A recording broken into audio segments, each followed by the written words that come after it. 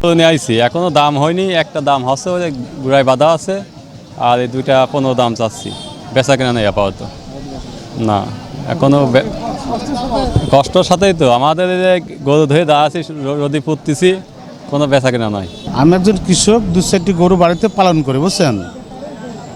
এখন কিনে কাটি খোয়াই দোয়াই বেচা কেনার কাছে আসি, দেখছি আমাদের লস হয়ে যাচ্ছে অনেক টাকা। যে গরু বেচবো 80, সেই গরু এখন বেচতেছে 40। এই আমাদের পরিস্থিতি, মানে চাষি মানুষের পরিস্থিতি। সব মিলে আমাদের খুবই কম হচ্ছে বাজার। আমরা চাষি বাজার একটু বেশি হোক, খাবার দাবারের দাম একটু কম হোক, তাহলে পরে আমরা ধরেন কোনো রকম বাঁচতে পারবো। ব্যবসা করে 3টা নিয়ে আইছি, দাম কম, এখনও তো কিনা বেচা শুরু হয় নাই। কুরবানির লোক লাভ তো বেচা কেনা হয়ও না। এখন বেচা কেনা শনিবার দিন কটা বেচছি, আজকে 3টা নিয়ে আইছি। দামাদামি হচ্ছে, যে দামাদামি হচ্ছে, লসে দাম হচ্ছে, বেচতিস না। বাজার হবে, আমার মনে কাছে লাগে যে বাজার হয়তো হবে, কিন্তু কিনা বেচা শুরু হয় নাই।